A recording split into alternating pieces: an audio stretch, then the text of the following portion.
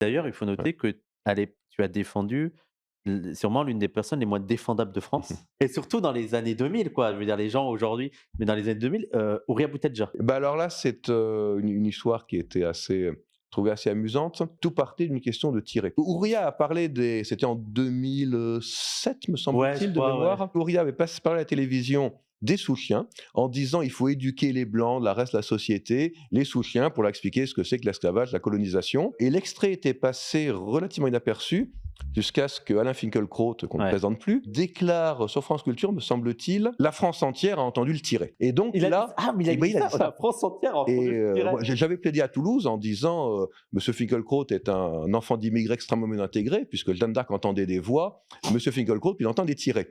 Et donc effectivement, on a un vrai Elle est pas débat, mal. sémantique linguistique, parce que si on a sous-chien en 2 mots, ça peut être vu comme une insulte, L'insulte, oui, donc sous moins qu'un chien. chien. On a gagné en première instance à Toulouse, on a gagné en appel à Toulouse, C'est les on a faits. gagné devant la Cour de cassation, et depuis, je n'ai plus entendu Ouria utiliser le mot sous-chien, alors que Elle la a le justice droit. a validé cet usage. On a fait toute une démonstration qui était quand même assez imparable, me semble-t-il. Et donc, s'il te plaît, Wissam, fais passer le message à Ouria d'utiliser le Le mot mot sous sous-chien. chien. Faut qu'on Utilisez le mot sous-chien, la Cour de cassation vous y autorise.